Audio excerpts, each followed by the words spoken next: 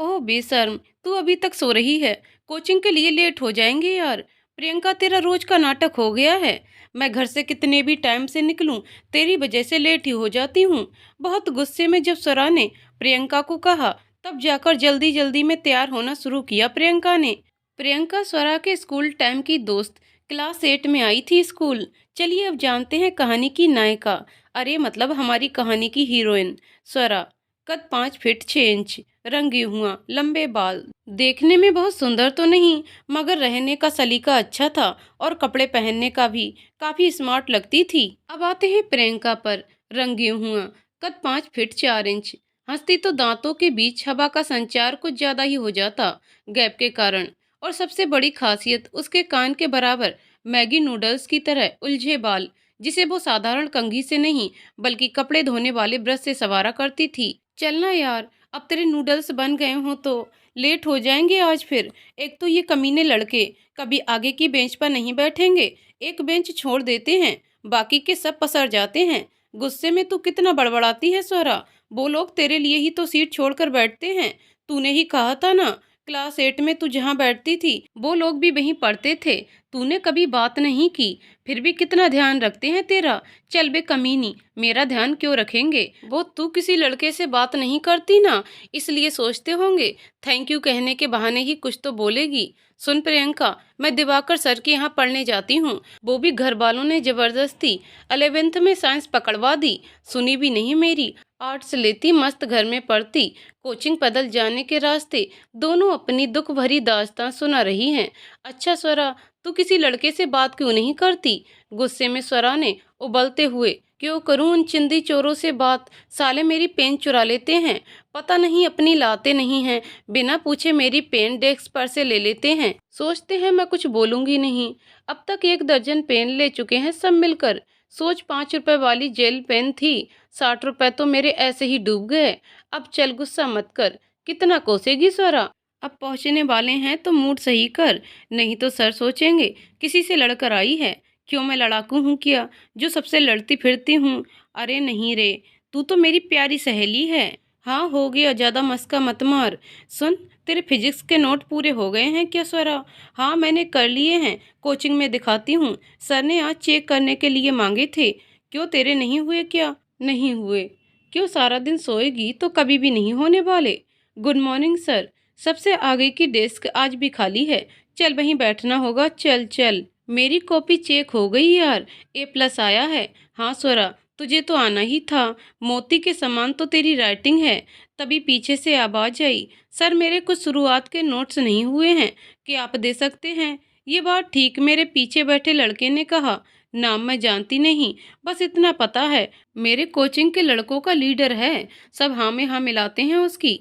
ये वही महानुभाव है जो मेरे साथ 8वीं क्लास में पढ़ते थे। संस्कृत के शब्द रूप याद तो होते नहीं थे बेचारे को, मगर सर का दिमाग खराब करना अच्छे से आता था। मैंने कभी किसी लड़के से ना उस समय बात की थी, ना अब करती हूँ। बजैती बात करने से बतंगड़ बनने की गुंजाइश होती है। मैं पढ़ने में अच्छी थी, बस उसी से मतलब भी था। ये तो ही पुराने दिनों की बात। सर ने बड़ी शान से ऑर्डर देते हुए मुझे उसे अपनी कॉपी देने को बोल दिया। मन ही मन इतना गुस्सा आया खुद पर कि आज कॉपी लाई ही क्यों। ज्यादा काबिल बनने की सजा मुझे मिल चुकी थी। बिना पीछे मुड़े कॉपी उल्टे हाथ से घुमा दी, उसने ले ली। बिना देखे बोल भी दिया उसे, मेरी कॉपी जैसे दी है वैसे ही वापस करना, एक भी पेज गंदे नहीं होने चाहिए। सब्जी के तेल और अचार की खुशबू आई तो समझ लेना मैंने अपनी तरफ से उसे धमका दिया। वहीं मेरे साथ एक और लड़की सॉल्वी भी पढ़ती थी, पढ़ती क्या बनती ज्यादा थी। दूसरी लड़कियों को नीचा दिखाने में मजा आता था। हाँ मुझसे नहीं भिड़ती थी, जानती थी मैं मुंहफट हूँ। प्रियंका थोड़ी दब्बू थी तो उसकी पालनहार बनकर मैं ही आती थी। रोज की तरह मैं और प्रियंका पैदल सारी सड़कें नापकर केमिस्ट्री और फिजिक्स की क्लास कर ली। उसने बायो ली थी, मैंने मैथ्स, तो यहाँ अकेले ही जाना होता था। सच बताऊं तो तो मैथ्स के कोचिंग को जाने का मेरा मन ही नहीं होता है। वजह क्या बताऊं आपको, 50 लड़कों के बीच में अकेली लड़की, यानी मेरा अकेला होना रहता था। क्लास में जाते ही मेरा सर दर्द होने लगता है। कुछ बत्तीसी तो ऐसे दिखाते थे जैसे क्लोजअप का ऐड कर रहे हों, और मेरा मन होता था कि सन्नी देओल बनकर इनकी बत्तीसी तोड़ दूं। अब एडमिशन ले लिया था तो जाना ही था। सर ने फर्स्ट डेस्क मेरे लिए सबको खाली छोड़ देने को बोल दी थी। पता नहीं ये फर्स्ट डेस्क का पचड़ा मेरे साथ ही क्यों होता है। मैं तो मस्त सबसे पीछे बैठना चाहती हूँ, पर हाय रे मेरी फूटी किस्मत, सबके सब नहा धोकर पीछे पड़े हैं। अरे मेरा भी मन होता है पीछे बैठकर देखूं कौन क्या कर रहा है, पर नहीं, सबके सब मेरे मन की करने ही नहीं देते। 2 दिन बाद फिजिक्स के क्लास में मुझे मेरी कॉपी उस महाशय ने लौटा दी। उसके बाद दोस्तों से मेरी कॉपी और लिखावट के पुल बांधे जिसे हम सुन सकते थे। फिर क्लास खत्म कर निकलते वक्त उसने थैंक यू कहा। हमने और वेलकम कहकर बात खत्म कर दी। इसी तरह दिन पढ़ाई में बीत रहे थे। एग्जाम में भी मेरा प्रदर्शन सबसे अच्छा था तो सब खुश थे। फिर एक दिन हो गया कांड। मेरे फर्स्ट डेस्क पर किसी ने दिल का आकार बनाकर उसमें एस और ए लिख दिया। बस तब क्या था, बॉम्ब की तरह फट पड़ी मैं। प्रियंका का तो डर से गला ही सूख गया। सर से शिकायत की गई मगर सर से तो कुछ हो ना सका। कुछ दिन इसी तरह बीत गए। एक दिन केमिस्ट्री के कोचिंग सेंटर में एक सूखे से मरिए लड़के ने मुझे देखकर गाना गाया, कजरारे कजरारे तेरे काले काले नैना। कसम से मन में इतनी किस्म किस्म की गालियां दी मैंने उसे कि क्या बताएं। मतलब सिनेमा स्कूल कॉलेज जितनी गालियां लोगों को कहते सुनी थी सब दे दी उसको। मगर मन में, आप लोग सोच रहे होंगे गाली मन में क्यों दी, तो इसके पीछे वजह है कि हम लड़कियों को 3-4 गालियों का ही कॉपीराइट मिला हुआ है जिसे लोग आम बोलचाल की भाषा में बोल लेते हैं, मगर जो बाद की होती हैं वो बाकी लड़कियां मन में बक लेती हैं। इससे फायदा ये होता है कि हमारी जबान गंदी भी नहीं होती और मन की भड़ास भी निकल जाती है। फिर जलती नजरों से उसे देखा तो वो भाग गया। प्रियंका तो हंसते हंसते गिरने लगी थी। अगले दिन पता चला किसी ने उस लड़के की कुटाई कर दी। किसने की ये तो पता नहीं चल पाया। दिन बीत रहे थे। शिक्षक दिवस का दिन भी आ गया। लड़कियों के ग्रुप ने निर्णय लिया कि हम अपने तरफ से उपहार लेंगे और लड़कों का ग्रुप अपनी तरफ से, क्योंकि साथ में देने का मतलब था सब बाजार में साथ घूमते और अगर घर या आस पड़ोस में से किसी ने देख लिया तो घर में हम लोग की कुटाई तय। छोटे शहरों में तो ये बहुत मायने रखता है। और ये कहानी तो आज से 12 से 13 साल पहले की है। कोई नहीं भी देखता तो भाई के दोस्त जग्गा जासूस बनकर सारी खबर दे ही देते। पता नहीं कैसे, मगर भाइयों का नेटवर्क बहुत स्ट्रांग होता है। शहर के हर गली नुक्कड़ में भाइयों के दोस्त जरूर होते हैं, और जो भी कभी देख लें कहीं तो समझो इज्जत का कबाड़ा होना तय। अरे भाई मेरे आगे पीछे देख लो, सबके सामने बोलने लगे, काबे छुटकी कैसन हो। अब बोलो सब लोगों के सामने छुटकी कौन बोलता है बे।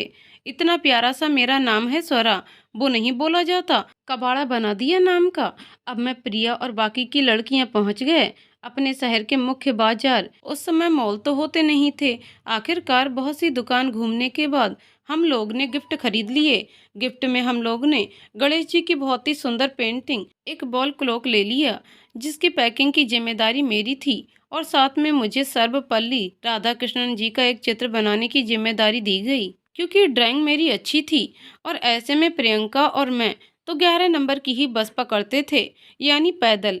मगर सामान बढ़ जाने के कारण हम लोग ने रिक्शा लेना बेहतर समझा। एक दिन बाद शिक्षक दिवस था। सवेरे से मूसलाधार बारिश शुरू हो गई थी। एक बार सोचा कोचिंग ना जाएं, मगर गिफ्ट तो सबके मेरे पास थे तो सोचा रिक्शा से चले ही जाएं। मैंने चूड़ीदार सूट पहन लिया, वो भी सफेद रंग का जिसकी बाजू फुल थी। दुपट्टे को अच्छी तरीके से पिन किया। कानों में ब्लैक मेटल के छोटे छोटे झुमके, ब्लैक मेटल की चूड़ियां, आंखों में काजल और हल्की सी नेचुरल कलर की लिपस्टिक लगा ली। बालों को खुला छोड़ दिया। सीधी सरल भाषा में कहें तो मैं तो गजब लग रही हूँ। अब जाना है प्रियंका के यहाँ, और वहां पहुंचते ही उसने मेरे पर बड़ा वाला बम फोड़ दिया। प्रियंका के घर पहुंची तो प्रियंका चादर ताने सो रही थी। आंटी ने बताया कि उसे रात में बुखार आ गया, बाहर बारिश भी हो रही है तो वो आज कोचिंग नहीं जाएगी। हम लोग की बातें सुन प्रियंका उठ जाती है और रोतलू सी शक्ल बनाकर कहती है उसका जाने का बहुत मन है, मगर आंटी उसे जाने नहीं देगी। बात सही भी थी, बाहर बारिश काफी तेज थी तो उसका ना जाना ही सही था, मगर अकेले जाने के नाम से मेरा गला सूख रहा था। फिर प्रियंका ने कहा, गिफ्ट मेरे पास है तो जाना जरूरी है। मैंने हिम्मत करके सोचा जाना तो पड़ेगा ही। बाहर आकर रिक्शा में बैठ गई। एक तो रिक्शे वाले ने बारिश से बचने के लिए रिक्शे को इतना पैक कर दिया, बाहर कुछ दिख भी नहीं रहा था। मन हुआ छाता तो है ही, निकल ले पैदल। मैं तो बड़ा बन सवर के निकली थी। अब तो तैयार होने पर बड़ा अफसोस हो रहा था। मैंने गुस्से से लिपस्टिक रुमाल से पोंछ दी। प्रिया और मैंने दोनों ने सफेद सूटी पहनने का निर्णय लिया था। बारिश हो रही थी, अब कपड़े पर कीचड़ की चिंता अलग, और बड़ी हीरोइन बन के कोचिंग जाने का अफसोस हो रहा था। बस भगवान से दुआ कर रही थी बाकी की चारों लड़कियां या सिर्फ वो नकचड़ी सौलवी ही आ जाए। कम से कम कोचिंग को सजाने का काम लड़कों को मिला था तो उसकी टेंशन नहीं थी। बस टेंशन थी कि कहीं बारिश के चलते बाकी की लड़कियां भी नहीं आईं तो क्या होगा। रास्ते में जितने मंदिर थे सब में बड़े दिल से दुआ कर रही थी, इतनी जितनी पूरे साल नहीं की होगी। आखिरकार मैं अपने कोचिंग पहुंच चुकी थी। जैसे ही मेन गेट पर पहुंची तो देखा सजावट काफी अच्छी हुई थी, मगर लड़कियों में से कोई नहीं आया था। क्लास में लड़कों के पूरे डेस्क भरे हुए थे। मन ही मन सोचा, बताओ लड़कों के लिए बारिश नहीं हो रही थी क्या? सबके सब आए थे। हिम्मत करके अंदर गई। जिस महाशय को मैंने अपनी फिजिक्स की कॉपी दी थी उसने मुझे देखकर बड़ी सी मुस्कान दे दी। अब तो मेरे डर से हाथ पैर ही ठंडे हो गए। वैसे लग तो वो भी बड़ा स्मार्ट रहा था, वाइट शर्ट और ब्लैक जीन्स में।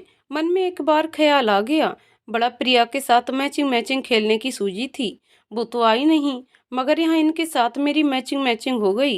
एक पल को तो लगा कहीं आकर ये ना बोल दे, सेम पिंच, हम लोग बचपन में बहुत खेलते थे ना। मगर मैं तो मुस्कुरा तक ना सकी। सोचा क्या सोचेगा मेरे बारे में कि बहुत चालू लड़की है। ऊपर से प्रियंका भी साथ नहीं थी, कहीं कुछ गलती समझ ले। डर से मैंने सर नीचे कर लिया। बाकी के लड़के मुझे ताक रहे थे कि ताड़ रहे थे, ये समझ नहीं आया। फिर मैं अपनी पहली डेस्क पर जाकर बैठ गई। थोड़ी देर में सर भी आ गए। मैंने जल्दी से उन्हें गिफ्ट्स दे दिए और मेरी बनाई पेंटिंग भी, जिसकी तारीफ सर के साथ सभी लड़कों ने भी की। गिफ्ट बहुत पसंद आए सबको। लड़कों ने भी बहुत अच्छा गिफ्ट दिया था। गिफ्ट देने के बाद मुझे लगा कि अब जल्दी से पतली गली पकड़ूं और निकल लूं। नाश्ते का पैकेट जो सबको मिला था मैंने ले लिया और मन ही मन बाकी लड़कियों को, सिर्फ अपनी प्रियंका को छोड़कर सबको मन भर गाली दी। हाँ, अब मन थोड़ा हल्का हो गया मेरा। सर से इजाजत लेकर बाहर आ गए। बारिश हल्की हो रही थी तो छाता लेकर निकल लिए घर की तरफ। एक बार लगा एक बाइक मेरे लगातार पीछे आ रही है। सोचा कौन है। वाइट शर्ट और ब्लैक पैंट से तो मुझे कोचिंग वाले महाशय की याद आ गई। डर तो बहुत लग रहा था, मगर मैं इतनी भी डरपोक नहीं थी। उसने हेलमेट लगाई हुई थी तो चेहरा देख नहीं पाई। मैं अपने पिट्ठू बैग में हमेशा बड़े बड़े 2-3 पत्थर रखती थी। अरे जो बालू में निकलते हैं ना, उससे बड़ी चोट लगती है अगर किसी को खींच कर मारो तो। और लाल मिर्च पाउडर और एक डीओ भी था। अरे आप लोग ऐसा वैसा मत सोचिए, ये तो मैं अपनी सुरक्षा के लिए रखती हूँ। खैर थोड़ी दूर जाने के बाद बाइक मुझसे थोड़ी दूरी बनाकर ही चल रही थी। इक्के दुक्के लोग ही सड़क पर थे। बारिश के चलते घर की मोड़ पर पहुंची तो बाइक नजदीक आकर बगल के दुकान पर रुक गई। मैंने अपनी चाल धीमी कर ली। सोचा हेलमेट उतारे तो मैं शक्ल देख लूं। पता नहीं आज बड़ी उत्सुकता हो रही थी मुझे। जब उसने हेलमेट उतारा तो वो मेरे कोचिंग के महाशय ही निकले। आप लोग सोचते होंगे मैं उसे महाशय क्यों बोलती हूँ, तो इसके पीछे कारण ये है कि क्लास 8 में जब वो मेरे साथ पढ़ता था तो सर अक्सर उसे महाशय ही बोलते थे। तो अब वो मेरे जबान पर भी बैठ गया है। वो दवाई की दुकान पर खड़ा था तो मुझे लगा वो मेरा पीछा नहीं कर रहा था, शायद उसे दवाई ही लेनी थी। मैंने जल्दी से घर का गेट खोला और सर पर पैर रखकर अंदर भाग गई, इस डर से कहीं बाहर उसने मुझे टोक दिया और घर में से किसी ने देख लिया तो घर में अलग बवाल मचेगा। घर आकर पलंग पर पसर गई बहुत ही इत्मीनान के साथ। ऐसा लगा कहीं से जंग जीत कर आए हैं। अगले दिन कोचिंग पहुंचकर बाकी की लड़कियों को बहुत सुनाया और बोल भी दिया अगले बार सब अपने अपने तोहफे देंगे। तुम लोग के चोचले में मेरे जीवन में भूचाल आ जाता। अगले दिन मैथ की कोचिंग क्लास पहुंची तो सर नहीं आए थे। मैं अपनी पहली डेस्क पर जाकर बैठ गई। बाकी के बेंच पर सारे लड़के बैठे हुए थे। क्योंकि कोचिंग में मैं अकेली लड़की थी, थोड़ा बोर तो फील हो रहा था, मगर किया क्या जा सकता था। मैं चुपचाप अपने बुक के पन्ने पलटने लगी। इतने में मेरे पीछे दो लड़कों के बात करने की आवाज आई। दोनों आपस में एमआरएफ वेट के बारे में बात कर रहे थे। उन दोनों को बातों में धीरे धीरे सारे लड़के सम्मिलित हो गए। तब उनमें से एक लड़के ने कहा, एमआरएफ बैट से तो अपना सचिन खेलता है।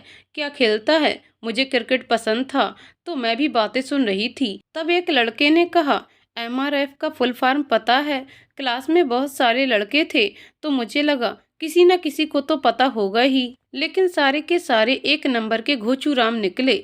मैं ठहरी स्वरा, आंसर पता रहने के बाद मुंह कैसे बंद रख सकती थी। मैंने झट से बोल दिया, मद्रास रबर फैक्ट्री। सब लोग मुंह खोले मुझे ही ताकने लगे। मैं जल्दी से बोर्ड की तरफ मुड़ गई। मेरा जवाब सुनकर एक लड़के को लगता है बुरा लग गया। लड़के को मेरा जवाब देना शायद अच्छा नहीं लगा। उसने झट से मुझसे पूछा, एमआरएफ बैट से और कौन से क्रिकेट खेलते हैं?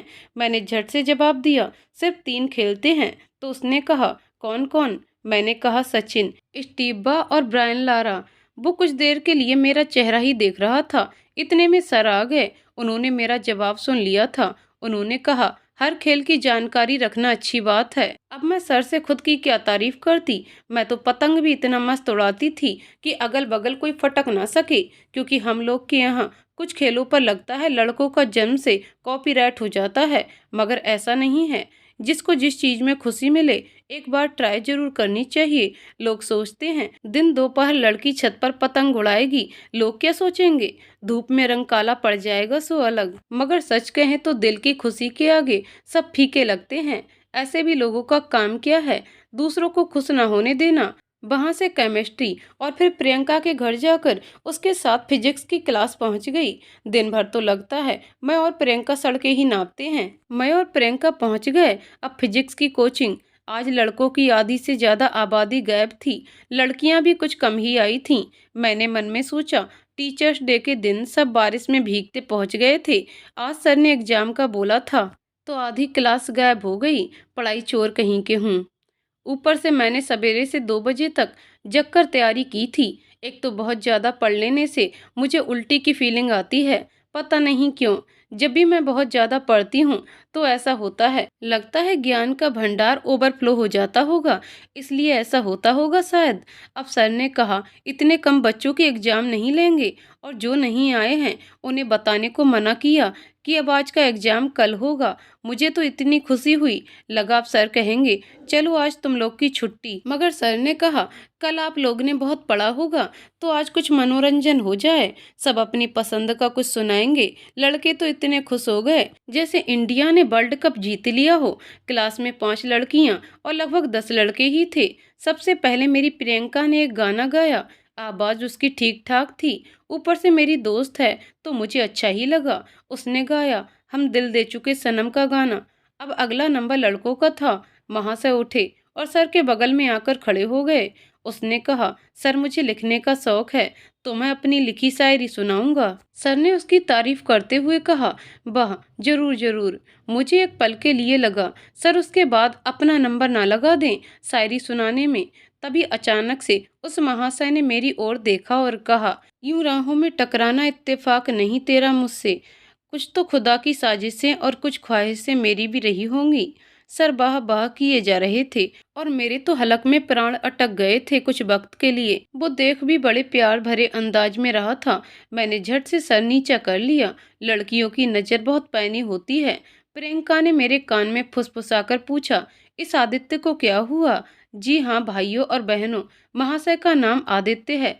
मैंने प्रियंका को टीचर डे को अपने घर तक इसके पीछे आने वाली बात नहीं बताई थी, मगर आज उसका इस तरह से कहना मुझे शक करने पर मजबूर कर रहा था। कहीं वो जानबूझकर मेरा पीछा तो नहीं कर रहा था।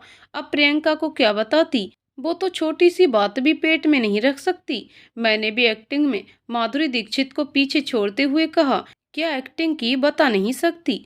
बड़ी भोली सी शक्ल बनाकर बोली, मुझे कैसे पता होगा यार, मैं तो तेरे साथ ही रहती हूँ हमेशा। इसने लिखी होगी तो सुना दी, मुझे क्या पता। उसे मेरी बात पर विश्वास हो गया। मेरी एक्टिंग इतनी अच्छी थी, सर ने अब मेरा नाम पुकारा। स्वरा। आदित्य की शायरी कहने से पहले मैं अपना गाना सोच लिया था, मगर अब वो गाना गा नहीं सकती थी। अरे मैंने सोचा था सलमान खान का गाना गाऊंगी, मुझे सलमान बेहद पसंद था। गाना था साथिया तूने क्या कहा, बेलिया ये तूने क्या किया। मगर यहाँ तो उसकी शायरी ने मेरे अरमान पर पानी फेर दिया। अब सर ने नाम पुकारा तो गाना ही था। सोचा क्या गाऊं, तो गा दिया। ऐ मालिक तेरे बंदे हम, ऐसे हों हमारे करम, नेकी पर चलें और बदी से डरें, ताकि हंसते हुए निकले दम। प्रियंका रूमाल से मुंह ढककर हंस रही थी, क्योंकि उसे पता था ये गाना हम लोग ने स्कूल में एक प्रोग्राम में गाया था। सर ने तो वाह वाह कर दी, मगर कुछ लड़कों को गाना सुनकर सदमा लग गया था। लगता है गाना गाते वक्त मैंने आदित्य की ओर देखा ही नहीं। कभी नजरें नीची, कभी दीवार की पेंटिंग, इन्हीं सबको देखकर गाना गा रही थी, मगर वो लगातार मुझे ही देख रहा था। ये मुझे महसूस हो रहा था। हम लड़कियों को इन सब चीजों का आभास हो जाता है, क्या करें, भगवान ने हमें इंद्रियां ही ऐसी दी हैं। बाकी के लड़के लड़कियों ने भी गाना गाया, मगर मेरा गाना उनके बीच थोड़ा अलबेला हो गया था। फिर सर ने कल का एग्जाम का कहकर छुट्टी कर दी। रास्ते में प्रियंका जोर जोर से हंसकर मेरे गाने का मजाक उड़ा रही थी। मैंने भी कह दिया, ज्यादा हंसेगी ना तो ये नूडल्स वाले बाल यही नोचकर उबालने चढ़ा दूंगी, और आगे के दांत भी तोड़ दूंगी ना, तो हवा और ज्यादा अच्छे से आएगी जाएगी। फिर भी बेशर्म की खीखी खीखी बंद नहीं हो रही थी। फिर कैसे भी हंसी रोककर उसने मुझसे पूछा कि मुझे गाना नहीं मिला सुनाने के लिए। मैंने बहाना बना दिया कि कोई गाना उस वक्त याद ही नहीं आ रहा था। पढ़ाई इसी तरह चल रही थी। अब हमारे फाइनल एग्जाम की डेट भी आ चुकी थी। एक दिन प्रियंका ने बातों बातों में मुझसे कहा कि आदित्य मुझे बड़ा ध्यान से देखता है। मैंने बोला कि तू पढ़ने आती है या ये देखने आती है, वो कहाँ देख रहा है, उसकी आंखें देखने दे, उससे हमें क्या मतलब। सच बताऊं तो मुझे अंदर ही अंदर डर लगने लगा था। ऐसे क्यों देखता है, इस बात को तो मैंने भी नोटिस कर लिया था, मगर प्रियंका के सामने अनजान बन रही थी। उसके पेट में तो ये बात नहीं पचती। अपने घर से लेकर मेरे घर तक हल्ला कर चुकी होती। अभी तक एग्जाम की डेट आ गई तो मैंने और प्रियंका ने सोचा क्यों ना घर पर ही बैठकर तैयारी की जाए, नहीं तो सारा दिन सड़कें नापने और कोचिंग दौड़ने में ही चला जाएगा। हम लोगों ने सारे कोचिंग से छुट्टी ली और अपने घर में ही कमर कस के तैयारी शुरू कर दी। मेरे परीक्षा के दिन नज़दीक आए और परीक्षा भी हो गई। हमारे सारे पेपर अच्छे हुए थे। प्रियंका के थोड़े बायोलॉजी के अच्छे नहीं हो पाए। रिजल्ट का दिन भी आ गया। मैं फर्स्ट डिवीजन और प्रियंका सेकंड डिवीजन से पास हुई। आदित्य का रिजल्ट हमें कुछ दोस्तों से पता चला, वह भी फर्स्ट डिवीजन से बहुत ही अच्छे नंबरों से पास हुआ था। कोचिंग के कुछ लड़के फर्स्ट और बाकी के सारे सेकंड डिवीजन ही हुए थे, और साल भी नकचड़ी फेल हो गई थी। भगवान बुरे कर्मों का फल कब किस रूप में दे कोई कह नहीं सकता। अब हमारे ग्रेजुएशन करने की बारी आई। मैं और प्रियंका दोनों ने 3 सालों में अपना ग्रेजुएशन पूरा कर लिया। पहले की कोचिंग की किसी से भी बात नहीं की, न मेरी और न प्रियंका की। ग्रेजुएशन के बाद मैंने और प्रियंका ने कंपटीशन की तैयारी करने की सोची। हम साथ ही आते जाते थे, पुरानी बातों को याद करके हंसते हुए कि हम दोनों पहले कितने बेवकूफ़ थे। काश हम पुराने समय में वापस पहुंच जाते। एक दिन पढ़कर घर वापस आए तो पता चला पापा जी के किसी दोस्त की बेटी की शादी है। हम लोग वहां जा रहे हैं। पता चला अंकल जी की बहनें ही रहती हैं, तो हम लोग उन्हीं के साथ जा रहे हैं। उनकी बहन के बेटे ने ट्रेन में सबकी टिकट बुक कर ली है। सब स्टेशन पर साथ हो जाएंगे। घूमने जाने के नाम से तो मेरे खुशी का ठिकाना नहीं था। उसी बीच माँ मेरे कमरे में आकर कहती है, ये कुछ साड़ी भी रख लो। मेरा दिमाग घूम गया। मैंने माँ से पूछा तो उन्होंने कहा, शादी का घर है तो अच्छा लगेगा। मैंने माँ को कहा, मैंने लहंगा और सलवार सूट तो रख ही लिया है। मुझे माँ पर कुछ कुछ शक होने लगा था, क्योंकि अंकल जी भी हमारी ही जाति के थे, तो कहीं ये लोग वहां ले जाकर मेरी भी शादी ठीक ना करा दें। क्योंकि सुना था उनके यहाँ बहुत से लड़के सरकारी नौकरी में जो थे, और एक लड़की के माँ बाप को क्या चाहिए। अगले दिन हम लोग स्टेशन पहुंच गए समय से। वहां जाकर मैंने जो देखा, मेरी आंखें आश्चर्य से बड़ी हो गईं। वहां आदित्य खड़ा था और मेरे पापा जी के हाथों से बैग ले रहा था। उसने मुझे देखा तो आंखें उसकी भी आश्चर्य से बड़ी हो गईं, मगर उसने अपने चिर परिचित अंदाज में मुझे देखते ही एक बड़ी सी मुस्कान दे दी। मैंने झट से नजरें नीची कर लीं। पापा जी या माँ में से किसी ने देख लिया होता तो 100 सवाल करते। ऐसे पहले से वो काफी बदल गया था। अच्छा तो वो पहले भी लगता था, मगर समय के साथ काफी बदलाव आ गया था। लंबा चौड़ा तो वो था ही, मगर अब काफी बॉडी भी बना ली थी उसने। गोरे रंग पर हल्की दाढ़ी, ललाट पर लहराते उसके बाल उसे ज्यादा आकर्षक बना रहे थे। जीन्स टी शर्ट में काफी स्मार्ट लग रहा था। मैंने आज पटियाला सूट पहना था और हमेशा की तरह दुपट्टे को दोनों तरफ से पिन लगाया हुआ था। बाल मेरे काफी लंबे हो गए थे, अब लगभग कमर के बराबर थे।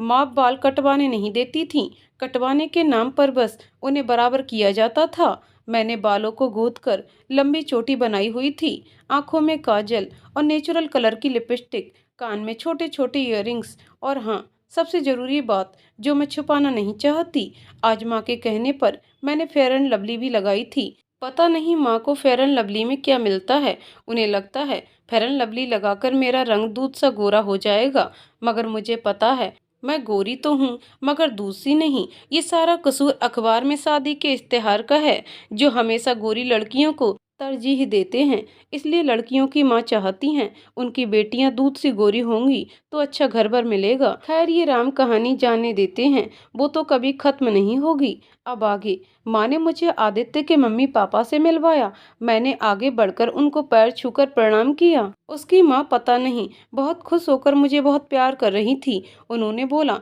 उनकी कोई बेटी नहीं है। ऐसा लग रहा था मैं अपनी माँ की नहीं, आदित्य की ही मम्मी की बेटी बन चुकी हूँ। आदित्य बीच बीच में मुझे देखकर मुस्कुरा रहा था, कभी मेरे पापा जी को तो कभी मम्मी को चाय पानी लाकर दे रहा था। देखते देखते ट्रेन भी आ गई। हम लोग सब ट्रेन में अपनी अपनी जगह पर बैठ गए। शाम की ट्रेन थी तो सब सफर का पूरा आनंद उठा रहे थे। बातों बातों में पता चला आदित्य वीडियो बन गया है। वाह, मुझे जानकर बहुत खुशी हुई। मेरी माँ तो उससे ऐसे लाड़ लड़ा रही थी जैसे वो उनका सगा बेटा हो, और इधर आदित्य की माँ से मेरा स्नेह जुड़ रहा था।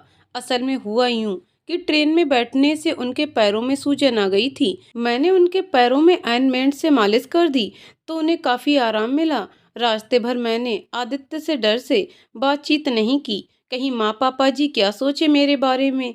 उस बेचारे ने तो शाम में एक दो बार कोशिश की थी। रात हो गई तो सबने आराम करने का सोचा। सबसे नीचे के दोनों बर्थ पर दोनों की माँ, बीच के आमने सामने की बर्थ पर दोनों के पापा जी, और सबसे ऊपर के आमने सामने की बर्थ पर हम दोनों थे। वो बीच बीच में इशारे से कुछ कहना चाहता था।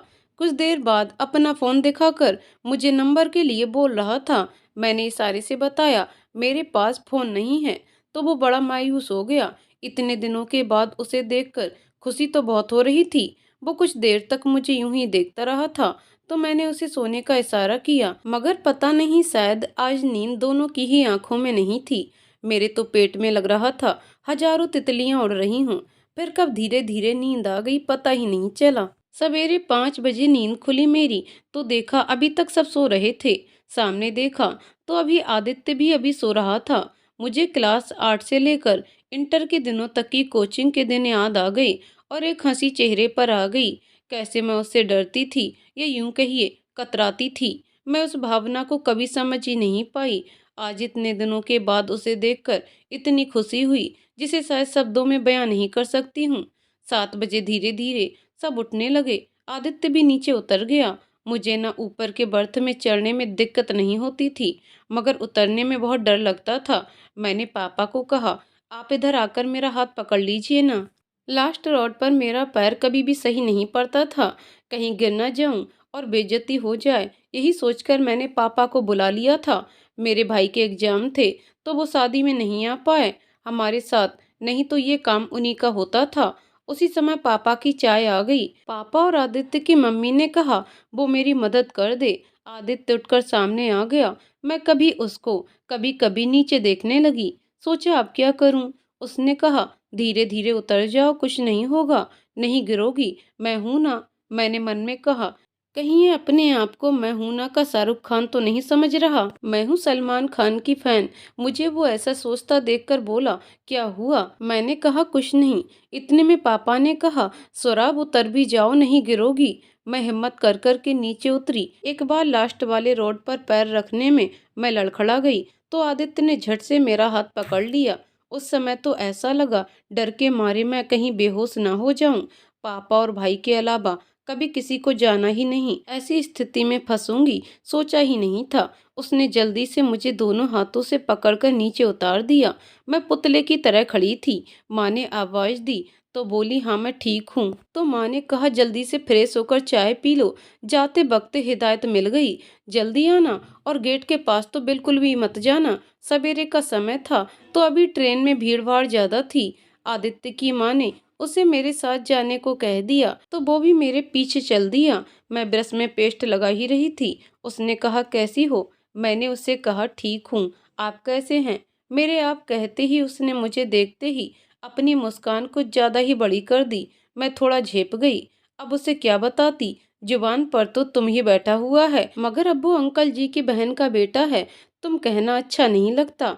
और अब तो वो इतना बड़ा ऑफिसर भी बन गया है, वो इतने में बोलता है, तुम क्या सोचने लगती हो? मैंने कहा, जी जी कुछ नहीं। आज तो इतना बकर बकर करने वाली जवान भी साथ नहीं दे रही है। मैंने बात बदलने के लिए कहा, मैं जल्दी से ब्रश कर लेती हूँ। वो मुझे यूं ही देख रहा था। जल्दी जल्दी ब्रश करने के चक्कर में दांत के साथ मसूड़े भी छील लिए। जल्दी जल्दी मुंह धोया।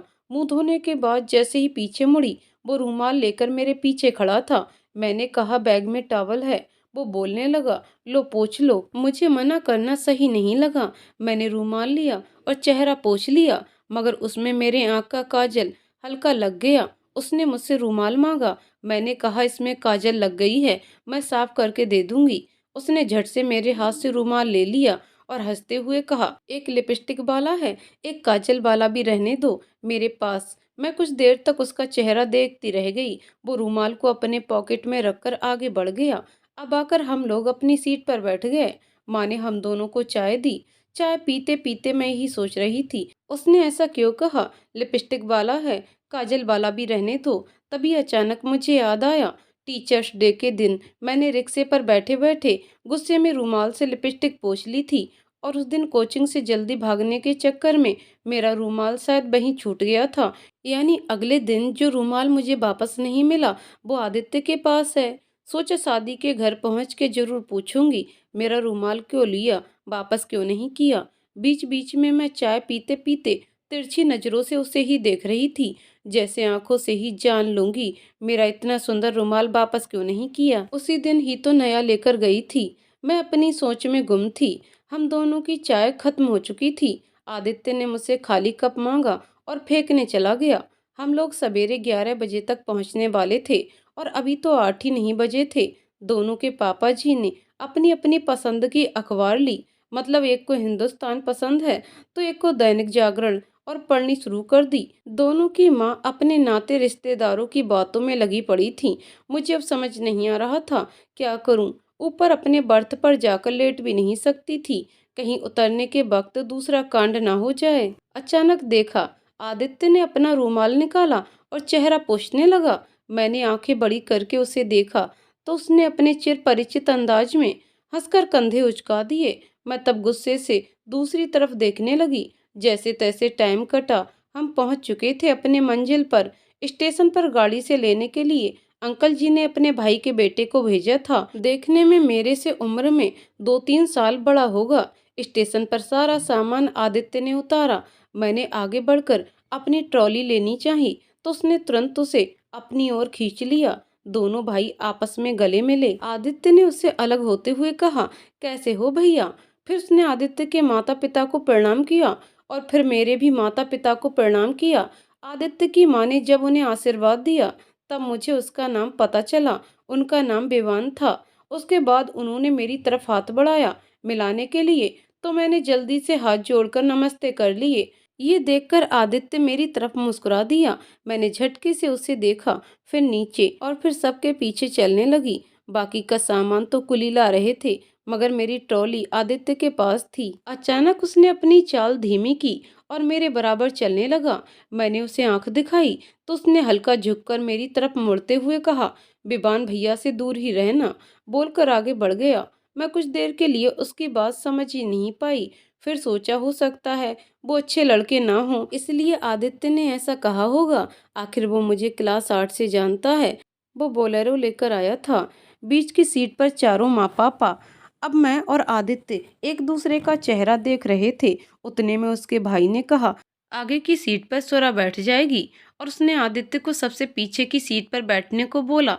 पता नहीं, मुझे उसके भाई की बात पर बहुत गुस्सा आया। मैंने कहा, ये बहुत लंबे चौड़े हैं, वहाँ सामान भी है, मैं बैठ जाऊंगी, मुझे कोई दिक्कत नहीं है। मैं जल्दी से पीछे की तरफ भागी। आदित्य ने आकर पीछे की सीट खोलने से पहले मेरे एक गाल को खींचा और 2 उंगलियों से मेरी नाक को दबाकर मुस्कुराकर वो भी तेजी में भाग गया। मैं कुछ देर के लिए स्तब्ध थी कि ये क्या हुआ। मैं जल्दी से अंदर बैठ गई। अभी जो हुआ उसके बारे में सोच रही थी।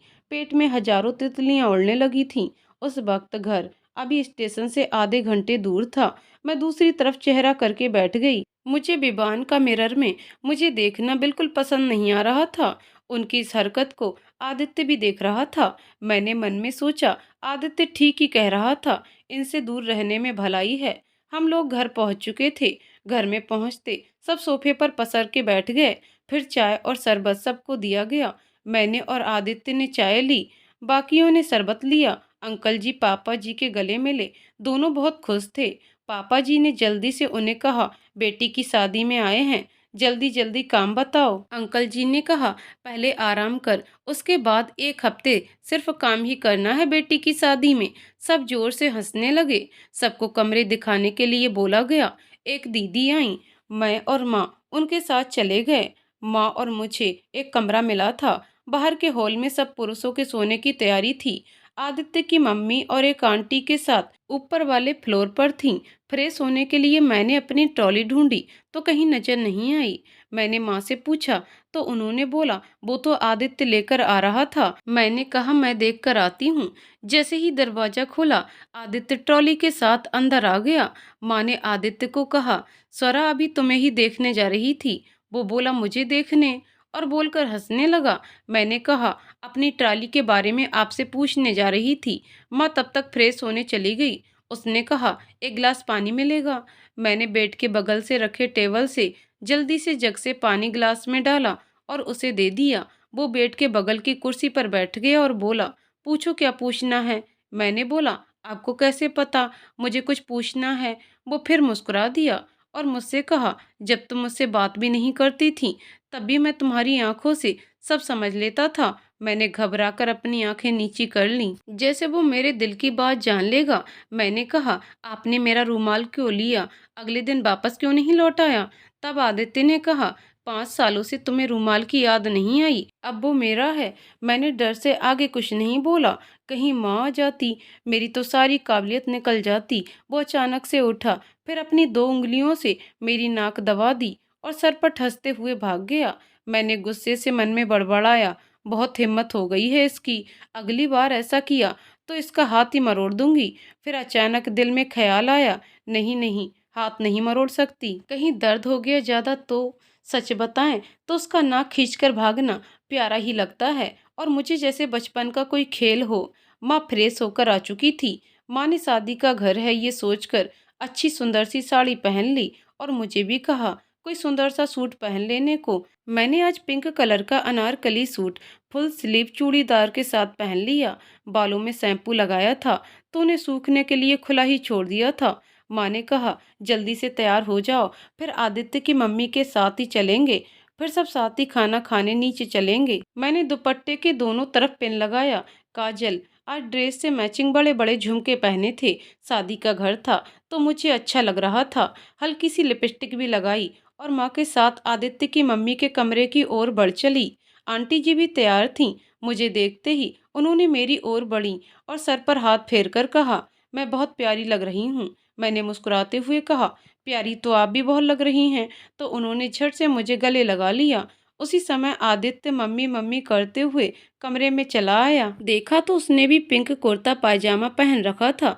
मेरी माँ कभी उसे कभी मुझे देख रही थी। उस रंग में वो और भी अच्छा दिख रहा था। मैंने पहली बार उसे कुर्ते पजामे में देखा था। उसने आंखों से मुझे इशारा किया तो मैंने डर से नजरें नीची कर लीं, कहीं फिर से मेरी नजरें न पड़ ले। दोनों की माँ ने हम दोनों की ही बलैयां लीं। तब आदित्य ने कहा, सब नीचे खाना खाने बुला रहे हैं। माँ और आंटी जी आगे बढ़ गईं। आंटी जी ने आदित्य को रूम लॉक करने को कहा। मैं निकल ही रही थी, वो मेरे बगल में जैसे आया, मैंने झट से हाथों से अपनी नाक को छुपा लिया। ये देखकर वो जोर जोर से हंसने लगा। इतना खिलखिलाकर मैंने उसे पहली बार हंसते देखा था। बड़ा प्यारा लग रहा था उस वक्त। उसने आगे बढ़कर मेरे चेहरे पर आ रहे बाल को कान के पीछे कर दिया और तुरंत पीछे हो गया। मैं तुरंत वहां से भाग खड़ी हुई और जल्दी से नीचे की ओर भाग गई। नीचे देखा, सब खाना खाने बैठ रहे थे। मैं भी माँ के बगल में जाकर बैठ गई। सभी लड़के खाना परोस रहे थे। कुछ बच्चे भी थे जो कभी कुछ तो कभी कुछ लेकर आ रहे थे। सबके सामने आदित्य गंभीर ही रहते थे तो कोई टेंशन नहीं रहती थी, मगर मुझे उसका अपने माँ पापा के साथ मेरे माँ पापा जी का ध्यान रखना बहुत अच्छा लग रहा था। खाना खाकर सब अपने कमरे में आराम करने चले गए। मैंने माँ को कहा, मुझे नींद आ रही है। माँ ने कहा, अंदर से दरवाजा बंद करके सो जा, वो आदित्य की मम्मी के पास जा रही है। माँ गई। मैं भी बड़े सुकून से 2 घंटे भरपूर नींद का आनंद लिया। सोकर उठी, फ्रेश होकर सोचा, कल से बैठे बैठे माँ के पैर और कमर में दर्द हो गया होगा और कल आंटी जी के पैरों में भी सूजन हो गई थी, तो क्यों ना दोनों को तेल लगाकर मालिश कर दूं। बैग से बॉटल निकाली जो माँ अक्सर दर्द होने पर लगाती थी। तेल लेकर आंटी के रूम की तरफ बढ़ गई। पापा तो अंकल जी के साथ शादी का काम देख रहे थे। मैंने आंटी जी के रूम में पहुंचकर माँ और आंटी जी दोनों की अच्छे से पैर की मालिश कर दी। हालांकि आंटी जी मना कर रही थीं, मगर मैंने उनकी एक न चलने दी। थोड़ी देर बाद दरवाजे पर नॉक हुआ। माँ ने मुझे दरवाजा खोलने को कहा और सामने देखा तो मैंने जैसे ही दरवाजा खोला, सामने विवान ट्रे में चाय लेकर खड़े थे। वो अंदर आते ही आदित्य की मम्मी को बोले, बुआ आप लोग के लिए चाय लेकर आ गए। इतना ऊपर नीचे करने में परेशानी होगी, और वहीं बैठ गए। मुझे ना उससे देखकर बहुत गुस्सा आ रहा था। जबरदस्त चिपकू इंसान है ये। इन्होंने माँ से कहा कि उनकी मम्मी को मुझसे कुछ काम है, शायद शादी के कुछ काम हैं, चावल रंगने हैं और पूजा के बर्तन देखने हैं। माँ ने मुझे कहा जाकर देख लेने को। मैंने जल्दी से चाय पिया और आगे बढ़ गई। इतने में देखा, विवान तेजी से दौड़कर मेरे बराबर चलने लगे। उसी वक्त वहां आदित्य आ गए। हमसे पूछा, कहाँ जा रही हो। मेरे खुराफाती दिमाग चालू मोड़ पर आ गया। मैंने उसे कहा, विवान भैया की मम्मी ने मुझे पूजा के कुछ काम के लिए बुलाया है। विवान ने तुरंत कहा, मैं कोई भैया भैया नहीं हूँ तुम्हारा। मैंने मासूम सी शक्ल बनाकर कहा, आप आदित्य के भैया हैं तो मेरे भी भैया हुए ना। वो बोले, नहीं नहीं, तो मुझे भैया नहीं बोलोगी। तो मैंने मासूम सी शक्ल बनाकर कहा, तो क्या कहें। तो बोलते हैं, विवान ही कहो। ये सारा ड्रामा आदित्य देखकर अपनी चुरती आंखों से विवान को देख रहा था। विवान ये बोलकर आगे बढ़ गए। मैं उनके पीछे बढ़ी और मुक्का बनाकर पीछे से मारने की एक्टिंग की थी कि आदित्य के जोर से हंसने की आवाज आई। मैंने पीछे मुड़कर देखा तो वो मुझे ही देख रहा था। मैं दौड़कर नीचे की ओर भागी। विवान की मम्मी के पास गई तो उन्हें प्रणाम किया। वो कभी मेरे गाल कभी बाल छू रही थी। मुझे लग रहा मैं कब यहाँ से भाग जाऊं। मैंने जल्दी से आंटी जी से पूछा, कुछ काम था आंटी जी। तब उन्होंने पूजा की थाली सजाने, कलश सजाने के लिए और चावल पीले रंग से रंगने को कह दिया। इतने में वहां आदित्य आ गया। उसने कहा, चलो सामान ज्यादा है, मैं पहुंचा देता हूँ। उतने में विवान बोलते हैं, मैं पहुंचा दूंगा, तुम जाओ। मेरा मन हुआ इस विवान का मुंह तोड़ दूं। भगवान को मुझ मासूम बच्चे पर दया आ गई। बाहर से एक बच्चा उसे बुलाने आ गया। मैं तो इतनी खुश हो गई कि लगा अभी डांस करने लगूं। आखिर चिपकू से पीछा जो छूट गया। मैं और आदित्य सामान लेकर बढ़ गए। सब तेज आवाज में गाना सुन रहे थे। अचानक गाना बजा, कजरारे कजरारे तेरे काले काले नैना, और साथ में विवान भी जोर जोर से ये गाना गा रहा था। केमिस्ट्री कोचिंग का वो लड़का याद आ गया। मन तो किया स्पीकर जाकर विवान के सर पर पटक दूं। उतने में आदित्य ने कहा, इसे भी नवीन की तरह आंखों से देखकर भस्म कर दोगी क्या। मैंने कहा, आपको कैसे पता। तो उसने कहा, उसकी मरम्मत बाद में मैंने ही की थी। मैंने आश्चर्य से उसकी ओर देखा तो वो बालों में हाथ फेरकर मुस्कुराने लगा। तब मैंने उससे पूछा, आपने ऐसा क्यों किया। उसकी आंखों में मैं गुस्सा देख सकती थी। उसने कहा, उसकी हिम्मत कैसे हुई थी ऐसा करने की। बस इसलिए सबक सिखा दिया, ज्यादा नहीं, 2-3 थप्पड़ ही तो दिए थे। मैंने सोचा, पहले रुमाल फिर ये नवीन की कुटाई। सब कांड के पीछे ही कांडधारी आदित्य बाबू है। जाने और क्या पोल खुलने वाली है इस महाशय की। मैं रूम में पहुंची तो आदित्य भी पीछे से सारा सामान लेकर आ गया। उसने फिर पानी मांगा, मैंने दे दिया। उसने कहा, पूछो क्या पूछना है। मैंने मन में कहा, हे भगवान, इसे कैसे पता चल जाता है। अचानक से उसने कहा, तुम्हारी आंखों से। मैंने झट से नजरें नीची कर लीं और सोचा, अब ये मन की बात भी सुन लेता है क्या। तो वो अचानक से बोलता है, हाँ अब पूछो भी। तो मैंने बोला, आपने और क्या क्या किया है। उसने कहा, ज्यादा कुछ नहीं। जिस दिन प्रिया नहीं आती थी उस दिन तुम्हारे घर तक पीछे पीछे जाता था, मगर टीचर्स डे के दिन तुमने देख लिया तो मैंने दवाई लेने का नाटक किया। मैंने आश्चर्य से अपनी आंखें बड़ी करते हुए बोला, आपको डर नहीं लगा ऐसा करते? कोई देखता तो क्या बोलता। आदित्य ने कहा, मैं तुम्हारी तरह बुद्धू नहीं हूँ। आजकल तुम्हें पता नहीं था, किसी और को क्या पता चलता। उसने मुझसे अचानक से पूछा, तुम किसी को पसंद करती हो या प्यार व्यार है किसी से। मैं इस सवाल के लिए तैयार नहीं थी। मैंने बोला, ये कैसा सवाल है। तो उसने कहा, अगर हो तो बता दो। अब मुझे गुस्सा आने लगा। मैंने बोला, आप क्या मुझे ऐसी लड़की समझते हैं। मुझे मेरी मम्मी पापा और भाई के अलावा किसी से प्यार नहीं है। और हाँ, और आजकल एक इंसान से थोड़ा थोड़ा प्यार हो गया है मुझे। उसने तुरंत कहा, किससे। मैंने कहा, आपकी मम्मी से। वो जोर जोर से खिलखिलाकर हंसने लगा। उसका खिलखिलाकर हंसना बहुत अच्छा लगता था मुझे। वो कुर्सी से खड़ा हो गया और बोला, तुम झल्ली की झल्ली रह गई। अब बताओ इसमें झल्ली की क्या बात है। गुस्से से मेरी नाक लाल हो गई। मैंने कहा, मैं ऐसी हूँ और जैसी हूँ अच्छी हूँ। वो अचानक मेरे पास आ गया और मेरी नाक को पकड़कर बोलता है, अच्छी नहीं बहुत अच्छी हो तुम, मतलब बहुत। इतने में एक बच्चा आदित्य को ढूंढते ढूंढते आया। बोला, अंकल जी उसे बुला रहे हैं। बच्चा ये बोलकर चला गया। अचानक से आदित्य ने मेरे दोनों गाल अपने दोनों हाथ से खींचे और कहा, सो क्यूट, और बाय बोलकर चला गया। मैं तो उसके ऐसे बोलने से ही सदमे में चली गई और सोचा, ये कुछ ज़्यादा फ्रैंक नहीं हो गया आजकल। कोचिंग में तो बड़ा सीरियस रहता था। माँ कमरे में आ गई। मैंने माँ को कलश और थाल दिखाया और बताया, इसे सजाना है, मगर सजाने का कोई सामान दिया ही नहीं, मार्केट से लाना होगा। माँ ने मुझे कहा, जाकर ले आना। मैंने कहा, मुझे कहाँ यहाँ की मार्केट के बारे में पता है। माँ ने कहा, बिबान या आदित्य के साथ चले जाना। मैंने माँ को कहा, मैं उस चिपकू बिबान के साथ नहीं जाऊंगी। माँ हंसने लगी और कहा, आदित्य के साथ तो जा सकती हो, क्योंकि तुम्हारे पापा बाहर खाना बनवाने का काम देख रहे हैं। उनका छोड़कर जाना सही नहीं होगा, और मुझे भी यहाँ कुछ पता नहीं। आदित्य तो अच्छा लड़का है। मैंने माँ की हाँ में हाँ मिला दी। बोला, हाँ वो तो बहुत अच्छे हैं।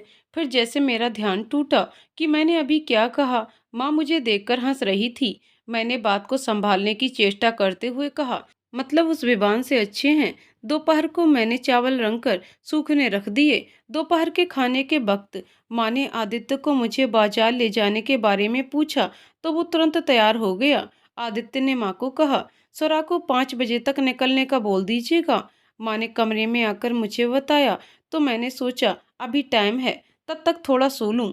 मुझे खाना खाने के बाद दोपहर में अक्सर सोने की आदत थी। सोकर उठी तो 4 बज चुके थे।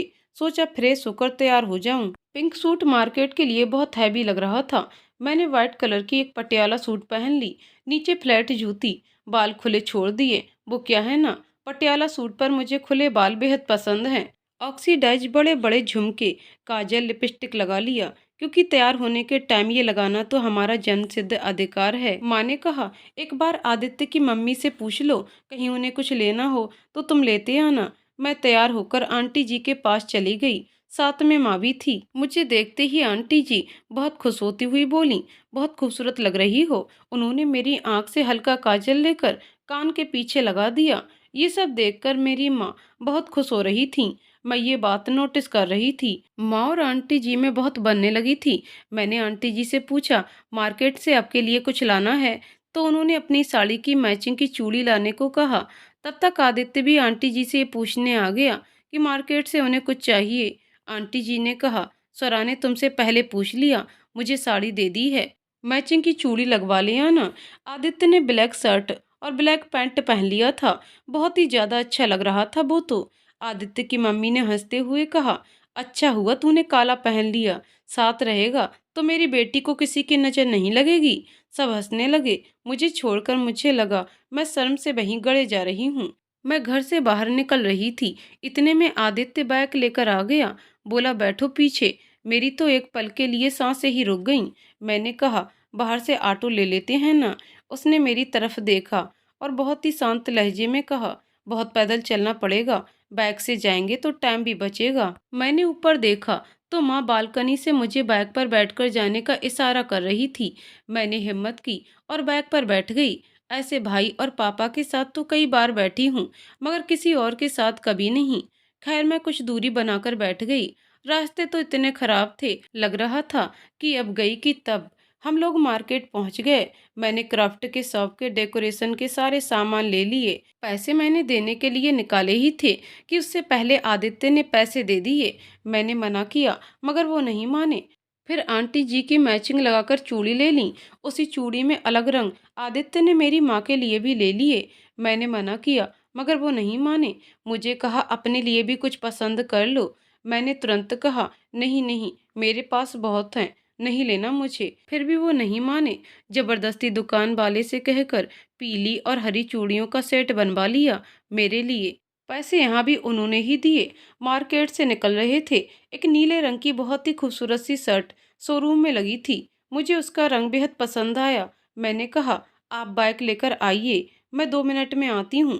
कहकर मैं जल्दी से शोरूम की ओर भागी और जाकर शर्ट ले लिया। साइज में कंफ्यूज ना हो तो दूर से आते आदित्य को दिखा दिया। उन्होंने उसके साइज की शर्ट मुझे दे दी। आदित्य जैसे ही मेरे पास आए, बोले, क्या लिया है? मैंने कहा, आपके लिए है, आपने इतनी चीजें मुझे दिलाई तो आपके लिए थैंक यू गिफ्ट। उसने मुस्कुराकर शर्ट देखी और कहा, बहुत सुंदर है। मैं तो इतनी खुश हो गई कि बता नहीं सकती। सामने देखा तो पानी पूरी वाला था। देखते ही मेरा दिल मचल गया। आदित्य ने कहा, पानी पूरी खाना है तो चलो। मैं जल्दी से उसके पीछे हो ली। दोनों ने वहां खूब पानी पूरी खाई। फिर घर लौटने लगे। आदित्य ने मुझसे पूछा, विवान भैया ने कुछ परेशान तो नहीं किया? मैंने हड़बड़ी में कह दिया, परेशान तो नहीं, मगर जबरदस्त चिपकू इंसान है वो। जल्दी जल्दी में बोल तो गई, फिर अपनी जीभ काटते हुए सर नीचे कर लिया। आगे मिरर में आदित्य ये देखकर हंसने लगा। हम लोग घर पहुंच गए। सामने से देखा तो सामने से विवान आ रहा था। आने के साथ ही उसने मुझसे पूछा, तुम कहीं गई थी? वो भी आदित्य के साथ? मुझे कहती, मैं ले चलता तुम्हें। मैंने एक बार आदित्य को देखा और कहा, वो मेरा दोस्त है, आप नहीं ना, इसलिए आपके साथ नहीं गई। वो कभी मुझे कभी आदित्य को देख रहा था। आदित्य विवान को देखकर बोला, आंटी ने कहा था इसलिए ले गया था इन्हें। उसकी ये बात सुनकर मुझे बहुत गुस्सा आ गया। मैं गुस्से में वहां से पैर पटकते हुए चली गई और वहीं आदित्य बाइक पर बैठे अपने सर पर हाथ रखकर बैठा रह गया। मैं गुस्से में दंदनाती अपने रूम में पहुंच गई। अपने रूम में अपनी कॉपीराइट वाली और बाकी सुनी सुनाई गालियां विवान को दे दी। जब जाकर मेरा मन थोड़ा शांत हुआ, उठकर आंटी जी के कमरे में गई, उन्हें उनकी चूड़ियां दे दी। माँ को भी आदित्य द्वारा खरीदी गई चूड़ियां दे दी और आराम करने का कहकर अपने रूम में आ गई। मुझे जो चूड़ियां आदित्य ने खरीद कर दी थीं, बॉक्स को किनारे टेबल पर रख दिया। सोचा माँ आएगी तो उन्हें दिखा दूंगी। माँ भी नीचे की तैयारी देखने में व्यस्त थी। फिर मुझे बहुत गुस्सा आया तो सोचा, जब हम दोस्त नहीं हैं तो क्यों उनकी दी हुई चूड़ियां पहनूं। गुस्सा और रोना साथ में आ रहा था। रोना क्यों आ रहा था समझ नहीं आया। अपने खुले बालों को मोड़कर जूड़ा बना लिया और औंधे मुंह बिस्तर पर लेट गई। रात में खाने का वक्त हुआ तो माँ बुलाने आ गई। मैंने माँ को बहाना बना दिया कि सर दर्द है और खाने का मन नहीं है मेरा, क्योंकि मैं जानती थी खाना खिलाने का काम आदित्य और विवान भी करते हैं। विवान का तो कहीं खून ही ना हो जाए मेरे हाथों से आज। और आदित्य से तो इतना गुस्सा थी कि खाना खाने का मन ही नहीं हुआ मेरा। माँ जब खाना खाकर ऊपर आ गई तो बताया, सब तुम्हारे बारे में पूछ रहे थे। मैंने बताया, थकावट से सर दर्द है। चूड़ियों का बॉक्स देखकर माँ ने कहा, ये किसका है? मैंने माँ को बताया, आप लोग के लिए चूड़ियां ले रहे थे तो आदित्य ने जबरदस्ती खरीद दी, कल वापस कर देंगे। माँ ने कहा, ऐसे अच्छा नहीं लगता, सौरभ बुरा मान जाएगा आदित्य। मैंने बोला, जो समझना है समझे, कौन सा उससे मेरी शादी हो रही है कि फर्क पड़ता है? माँ ने कहा, और अगर शादी होती तो वापस नहीं करती क्या? मैंने कहा, तब क्यों करती, तब तो मेरा हक होता ना। गुस्से गुस्से में क्या बोल गई। बोलने के बाद होश आया। अब अपनी बात में फंसने से बचने के लिए मैंने माँ को घर आने के बाद विवान, आदित्य और अपनी बात के बारे में बताया। माँ ने मुझे समझाया, उसने गलत क्या कहा? मैंने ही तो बोला था तुम्हें उसे लेकर जाने को। वो उसका भाई है, बुरा मान सकता था, इसलिए उसने ऐसा कहा होगा और क्या, और मुझे समझाया, ज़्यादा बातों को दिल पर मत लिया करो। माँ की बात कुछ हद तक मुझे सही लगी, फिर भी पता नहीं आदित्य से नाराज़गी थी ही। मैंने रात गुस्से में खाना नहीं खाया। रात में बैठकर कलश और पूजा की थाल सजा ली। सोचा कल से शादी की रस्में शुरू हैं, तो कहीं फुर्सत ना मिल पाए। रात सोने में काफ़ी लेट हो गया, तो सवेरे आंख देर से खुली। माँ ने भी नहीं जगाया। तब तक उन्होंने देखा कलश और थाल सजकर तैयार हैं, यानी मैंने काफ़ी रात तक काम किया है। माँ नाश्ता करके आ गई, तब मुझे जगाया और कहा 10 बजने वाले हैं, उठकर फ्रेश हो जाऊं और नाश्ता कर लूं, क्योंकि रात भी खाना नहीं खाया था मैंने। माँ ने बताया आज नाश्ते में छोले भटूरे बने हैं, जो मुझे बेहद पसंद हैं। मैंने जल्दी से फ्रेश होकर आज चूड़ीदार सूट पहन लिया। शाम से रस्में शुरू थीं, तो अभी से भारी भरकम कपड़े कौन पहने। माँ और आंटी जी पूजा की तैयारी देख रही थी। मैं जल्दी से नाश्ता करने गई तो देखा आदित्य अपना नाश्ता ले रहा था। मैंने उसे अनदेखा करते हुए प्लेट ली और अपना नाश्ता लेकर रूम में आ गई। वहां बैठने का मतलब था अपना पारा और हाई करना, क्योंकि साथ में विवान भी था आदित्य के। थोड़ी देर बाद देखा आदित्य रूम में आया। मैंने पूछा क्या काम है आपको। उसने हंसते हुए कहा तुमसे काम है। मैंने कहा मैं अजनबियों के साथ कोई काम नहीं करती।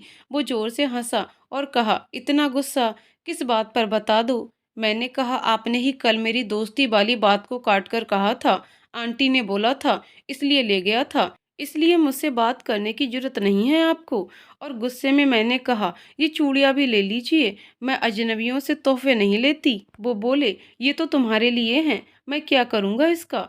मैंने बोला रख लीजिए, जब आपकी शादी होगी अपनी बीवी को दे दीजिएगा। वो कुछ देर तक मुझे देखता रहा, फिर हंसने लगा। मैंने गुस्से में कहा मैंने कोई जोक नहीं मारा जो हंस रहे हैं आप। तब आदित्य ने कहा जिसके पास है उसी के पास होनी चाहिए, बोलकर मेरे गालों को चूमकर वहां से बाहर निकल गया।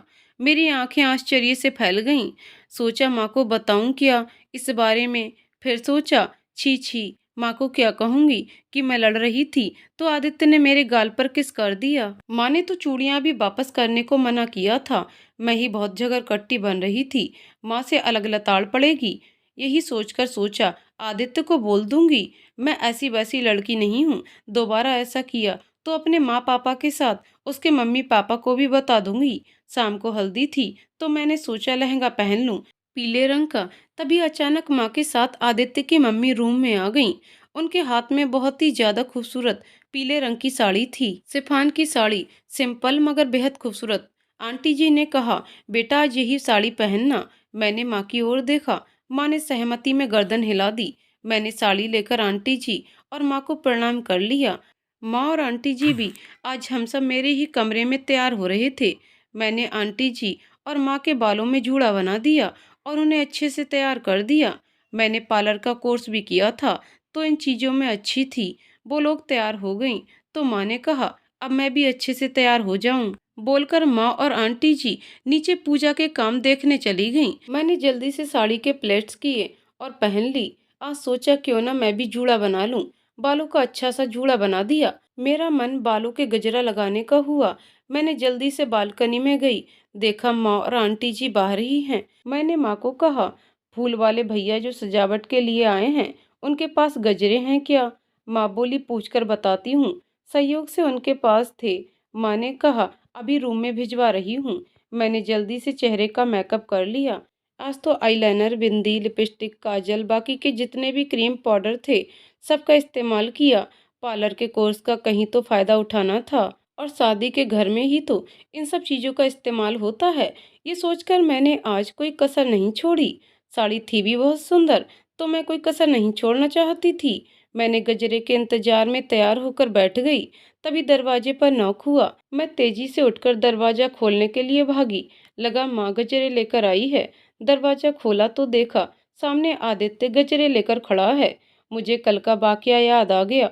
मैं दरवाजे की ओट में खड़ी हो गई, जिससे वो मुझे पूरे तरीके से ना देख पाए। मैंने गजरे लेने के लिए हाथ बढ़ाया ही था कि उसने कहा चूड़ियां नहीं पहनी तुमने। मैंने कहा इस रंग की नहीं है मेरे पास, ये साड़ी मेरी नहीं, आपकी मम्मी ने दी है, तो मैचिंग चूड़ियां नहीं हैं। तो वो दरवाजे को धक्का देते हुए अंदर आ गया और चूड़ियों का बॉक्स मेरे आगे कर दिया। कुछ देर के लिए वो मुझे और मैं उसे देखती रह गई। पीले कुर्ते पजामे में बड़ा सोना जो लग रहा था। मेरा दिल तो बड़ी जोर का धड़का उसे देखकर। मेरा ध्यान टूटा तो मुझे कल की बात याद आ गई। मैंने कहा, कल आपकी हरकत बहुत गलत थी। अगर आपने ऐसा दोबारा किया तो मैं अपने माँ पापा के साथ आपके भी मम्मी पापा को सब बता दूंगी। मैं कोई ऐसी वैसी लड़की नहीं हूँ। वो बहुत ध्यान से मेरी बात सुन रहा था। वो हंसते हुए मेरे पास आया, हाथ पकड़कर चूड़ियां पहनाने लग गया। मैंने हाथ पीछे करना चाहा, मगर उसने करने नहीं दिया।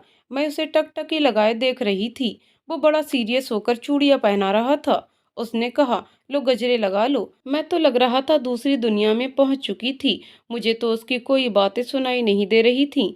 उसका ऐसे मुझे चूड़ियां पहनाना तो मैंने सपने में भी नहीं सोचा था। मैंने तो टीवी सीरियल और सिनेमा में देखा था, हीरो हीरोइन को चूड़ियां पहनाता है। ये जिनकी शादी होती है उनके पति उन्हें चूड़ियां पहनाते हैं। अभी ये सोच ही रही थी तो उसने कहा, गजरे भी मैं ही लगा दूं क्या? मेरा ध्यान जैसे टूटा। मैंने अपने कदम पीछे करते हुए कहा, नहीं नहीं, मैं खुद लगा लूंगी। मैं जल्दी से मिरर की तरफ भागी। मुझे ऐसा करते देख आदित्य अपने बालों पर हाथ फेर कर हंसने लगा। मैंने जैसे ही गजरे लगाने के लिए हाथ ऊपर किया, आदित्य को देखकर हड़बड़ा गई। कभी जूड़ा पिन नहीं मिल रहा था तो कभी क्लिप। उसने मेरी हड़बड़ी को देखते हुए वो मेरे पीछे आकर खड़ा हो गया और एक एक कर पिन देना शुरू कर दिया। मैंने जल्दी से सब में पिन लगा दिए। उसने झुकते हुए मेरे कानों के पास आकर कहा, बहुत प्यारी लग रही हो। मुझे तो ऐसे लगा 440 वोल्ट का झटका लगा हो। फिर उसने धीरे से कहा, कमर को ढककर एक पिन लगा लेना। और मेरे नाक को हल्का सा अपनी उंगलियों से दबाकर हंसता हुआ बाहर निकल गया। मैंने जल्दी से पिन उठाया और अच्छी तरह से पिन लगा लिया और मन ही मन सोचा, ये आदित्य भी रोज नए नए झटके दे रहा है।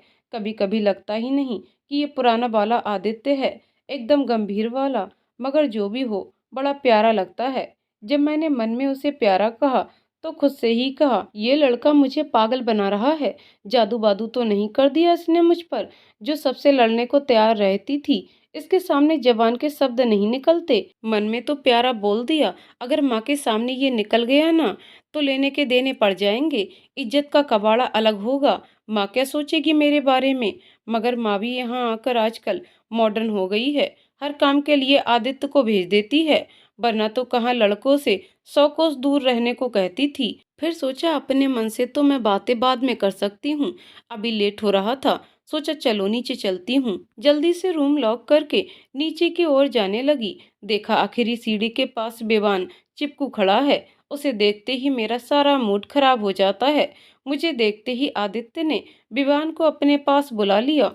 उसके ऐसा करते ही मेरे चेहरे पर एक मुस्कान आ गई, जिसे आदित्य ने भी देख लिया। वो भी मुझे देखकर मुस्कुराए बिना नहीं रह सका। मैं नीचे आकर माँ और आंटी के पास चली गई। दोनों मुझे देखकर बहुत खुश हो गईं। आंटी जी ने तो मेरी बलैयां भी ले लीं। ये सब आदित्य देख रहा था। मैं आंटी जी के गले लग गई। उन्होंने प्यार से मेरे सर को चूमा। मैंने माँ को देखा। माँ मुझे देखकर मुस्कुरा दी तो मैं माँ के भी गले लग गई। माँ की आंखों में उस वक्त आंसू थे, ये मैंने देखा था। मैंने जल्दी से माहौल हल्का करते हुए कहा, दीदी को देखकर आती हूँ, तैयार हुई या नहीं? मैं रीना दीदी के कमरे में चली गई, जिनकी शादी हो रही थी। उनकी तैयार होने में मदद कर मैं बाहर आ गई। शाम को पूजा हुई। सबने हल्दी लगाने की रस्म की। सब देखकर बहुत मजा आ रहा था। सब एक दूसरे को भी बची हल्दी लगा रहे थे। अचानक मुझे प्यास लगी। मैं किचन में जाकर पानी पीने लगी। तभी आदित्य किचन में आया और उसने अपने हाथ में ली हुई हल्दी मेरे गालों और नाक पर लगा दी। सब हल्दी लगा रहे थे। मैंने तुरंत कहा, ये क्या? उसने कहा, तुम बची रह गई तो तुम्हें लगाने आ गया। मैंने झट से कहा, आपने भी तो नहीं लगाई है। उसने कहा, अब तो खत्म हो गई। मैंने कहा, आप ज्यादा तेज मत बनिए, अपने साफ सुथरे रह गए। मेरा चेहरा पीला पीला कर दिया। मैंने झट से अपने गालों से सारी हल्दी पोंछ ली और पूरी हल्दी आदित्य के चेहरे पर लगा दी। मुझे लगा वो भागेगा, मगर वो तो बड़े आराम से हल्दी लगवा रहा था मुझसे। मैंने जल्दी से अपना चेहरा रुमाल से पोंछ लिया। तब आदित्य हंसकर मुझे कहता है, देखा, यही तो मैं चाहता था कि मुझे तुम्हारी हल्दी लगे, और हंसते हुए बाहर निकल गया। ये आदित्य की कही बातें ना मेरे सर से ऊपर से निकल जाती हैं। मैंने साड़ी ठीक की और बाहर आ गई। सब रस्में हो गईं तो सबने गाने का प्रोग्राम रख दिया। जिसे जो पसंद है वो सुना सकता है। घर के सब बच्चे हॉल में आ गए। हम लोग नीचे बिछे गद्दों पर बैठ गए। कुछ बच्चों के गाना गाने के बाद बिबान ने गाना गाया। वो मेरी ओर मुड़कर बैठ गया और गाना गाना शुरू किया। हुजूर इस कदर भी ना इतरा कर चलिए, खुले आम आंचल ना लहरा कर चलिए, हुजूर इस कदर भी ना इतरा कर चलिए। कसम से उस समय मैंने भर भर कर अपनी कॉपीराइट वाली गालियां उसे दी। गाना गाना ही था तो गाता मेरी तरफ देखकर क्यों गा रहा है? मैंने नजर उठाकर आदित्य की तरफ देखा तो वो भी विवान को देख रहा था। मैंने मन में सोचा, देख तो ऐसे रहे हैं विवान को कि अभी मुंह तोड़ देंगे। उनका गाना खत्म हुआ। सब बड़े लोगों ने तालियां बजाईं और कहा, अभी के टाइम ये पुराने गाने बच्चे गा रहे हैं। मजा ही आ गया सुनकर। मैंने मन में कहा, बड़े लोग भी नहीं समझते हैं, कितना चिपरा है ये। उसके बाद आदित्य की बारी आई। उसने गाया, एहसान तेरा होगा मुझ पर, दिल कहता है जो कहने दो, हमें तुमसे मोहब्बत हो गई है, मुझे पलकों की छाँव में रहने दो, एहसान तेरा होगा मुझ पर। आय हाय क्या गाया है, क्या बताऊं। सब बड़े लोगों ने तो तारीफ की ही। मेरा दिल तो खुशी से झूम उठा, मगर मैं बाहर से ऐसा कुछ दिखा नहीं रही थी। ऊपर से बीच बीच में उसे मुझको देखना भी बड़ा प्यारा लग रहा था, पर ज्यादा खुशी दिखा नहीं सकती थी ना। वहाँ सब बड़े लोग बैठे थे, इसलिए गंभीर रहना जरूरी था। उसके बाद रीना दीदी ने, दिल तो पागल है, दिल दीवाना है, सारी सारी रात जगाता है यही, अखियों से नींद चुराता है, दिल तो पागल है, दिल दीवाना है, गाना गाया। अब मेरी बारी आई। मैंने सोचा, उस दिन कोचिंग में तो नहीं गा पाई, आज ही गा देती हूँ। साथिया तूने क्या किया, बेलिया ये तूने क्या किया, मैंने किया तेरा इंतजार, इतना करो ना मुझे प्यार। अब अपनी तारीफ क्या करूं, गा तो मैं बड़े सुर के साथ रही थी, मगर इससे पहले भी मैंने ये गाना कई बार गाया है, मगर लगता है इस बार कुछ ज्यादा ही दिल से गा दिया। सब मेरा गाना खत्म होने के बाद एक और गाने की फरमाइश करने लगे। सबने इतना कहा तो सोचा गा ही दूं। इस बार बड़ों के कहने पर पुराने गाने की फरमाइश हुई थी। मैंने गाना शुरू किया।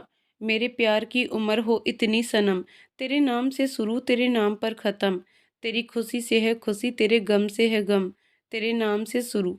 सबने खूब तालियां बजाईं। हम लोग खाना खाने जाने के लिए खड़े ही हुए थे कि आदित्य मेरे पास आए और कहा, गाना तो बहुत अच्छा गाती हो, वो भी सबके सब रोमांटिक सॉन्ग्स, समझती भी हो या सिर्फ गाती हो। मैंने कहा, ये H.C. वर्मा के न्यूमेरिकल थोड़ी हैं जो समझना है, गाने हैं तो गा दिए। आदित्य ने कहा, झल्ली ही रह गई तुम, और बोलकर हंसते हुए चला गया। पहले बड़े लोगों को खाना खिलाकर आराम करने भेज दिया। फिर हम लोग की बारी आई। हम लोग खाना खाने के लिए बैठे ही थे कि दरवाजे से जीन्स टॉप पहने एक लड़की और एक लड़का जीन्स टी शर्ट पहने आ रहे थे। लगभग हम लोग की उम्र के ही लड़का लड़की थे। बिबान और आदित्य उठकर उसके पास गए। बिबान का दोस्त था, काफी मॉडर्न था। साथ में थी उसकी छोटी बहन।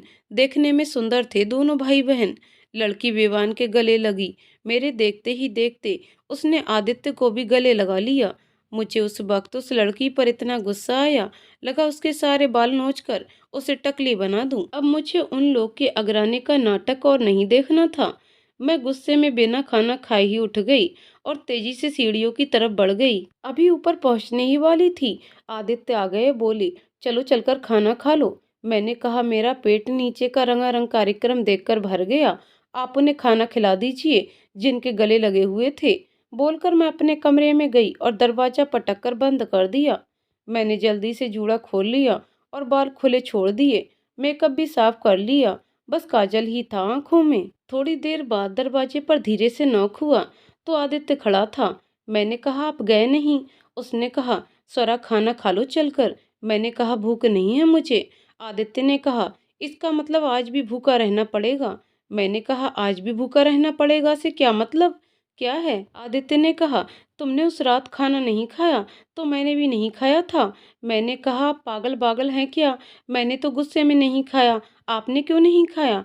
तो उसने कहा, क्योंकि तुमने नहीं खाया। मैंने कहा, ये क्या बात हुई? आदित्य ने कहा, अब चलो खाना खाने, मुझे बहुत भूख लगी है। और समायरा मेरे गले लगी थी, मैं नहीं।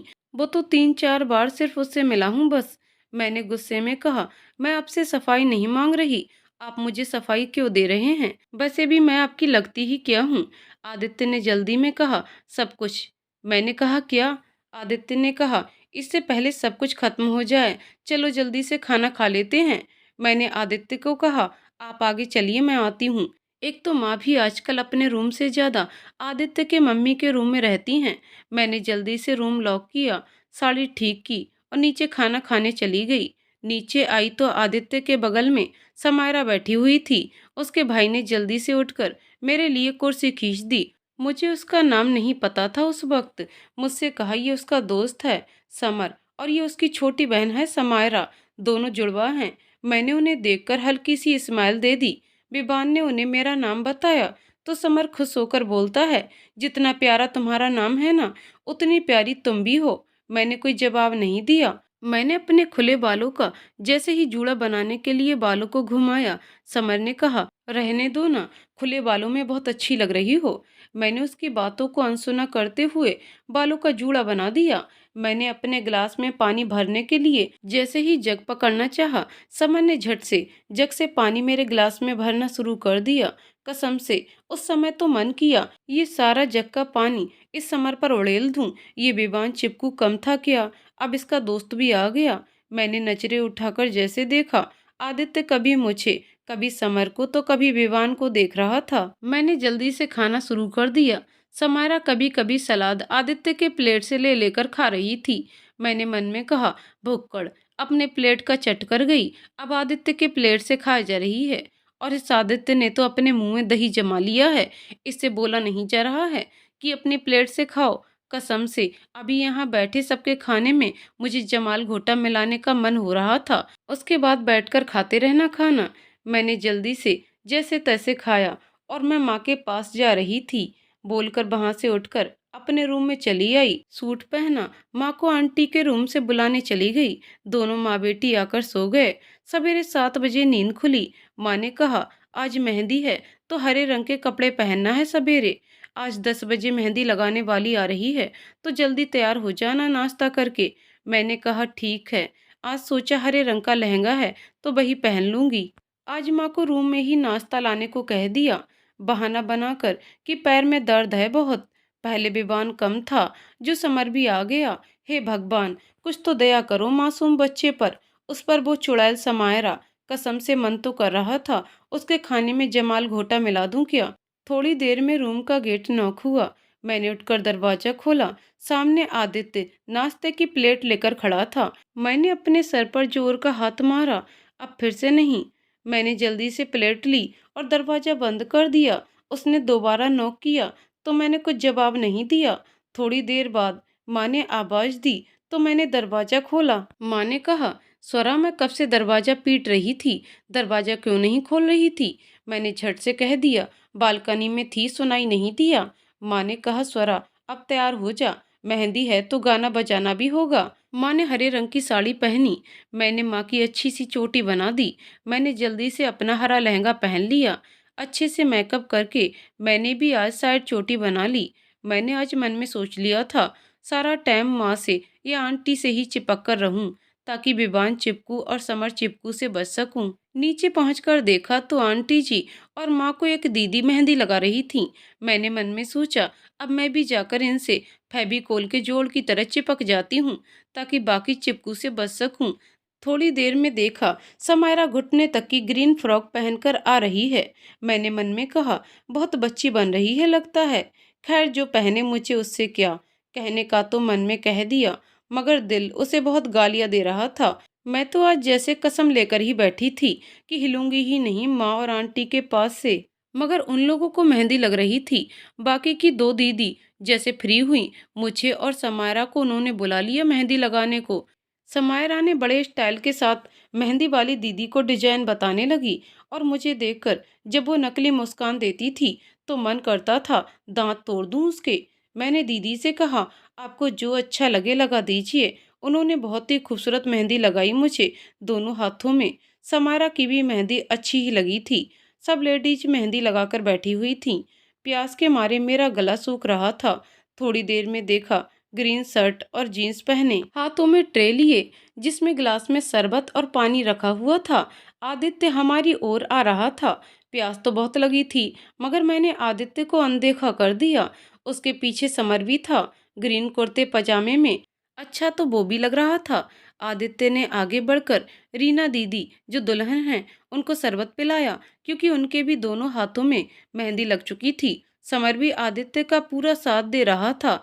आदित्य ने मेरी माँ को और समर ने आदित्य की मम्मी को शरबत पिला दिया। उनके भी दोनों हाथों में मेहंदी लग चुकी थी। अचानक से दोनों मेरे और समायरा के सामने आ गए। मुझे लगा समर अपनी बहन को पानी पिलाएगा। अचानक से उसने मेरी ओर गिलास बढ़ा दिया। तब तक समायरा ने बड़े ही इतराकर आदित्य को अपने पास बुला लिया और उसके हाथों से शरबत पीने लगी। आदित्य तिरछी नजरों से मुझे ही देख रहा था। समर ने फिर कहा, पानी पी लो स्वरा। आदित्य और समायरा को देख मुझे बेहद गुस्सा आ रहा था। मैंने गुस्से में कहा, समर मुझे प्यास नहीं है। बोल तो दिया प्यास नहीं है, मगर प्यास से अब गला समझो ऐंठने को ही था। मैं वहां से उठकर माँ और आंटी जी के पास बैठ गई। माँ और आंटी जी तो मस्त बाकी औरतों से गप्पे मारने में मगन थीं, जैसे शरबत पीकर सब में एनर्जी आ गई हो। मैं वहां से उठी, सोचा जाकर रूम में आराम कर लूं। फिर याद आया, लॉक कैसे खोलूंगी। माँ से पूछा, मुझे रूम में आराम करना है, पापा कहाँ हैं। रूम का लॉक खोल देते तो आराम करती। माँ ने कहा, पापा तो अंकल के साथ बाजार गए हैं। माँ ने कहा, तुम रुको, मैं किसी से बोलकर लॉक खुलवा देती हूँ। मैं तब तक बैठकर आंटी जी की मेहंदी देखने लगी। उनकी मेहंदी भी बहुत प्यारी लगी थी। माँ ने आकर कहा, जाओ खुल गया रूम, आराम करो, मैं आती हूँ थोड़ी देर में। मैं रूम में गई और आराम से बेड पर लेटकर आंखें बंद की। प्यास से हालत खराब थी, मेहंदी गीली थी, नहीं तो खुद ही पानी पी लेती। इतनी सुंदर मेहंदी को धुलने का भी मन नहीं हुआ। सोचा थोड़ा सूखे तो पानी पी लूं। गेट लॉक नहीं किया था। हल्के से सटे हुए गेट को खोलते हुए आदित्य आ गया।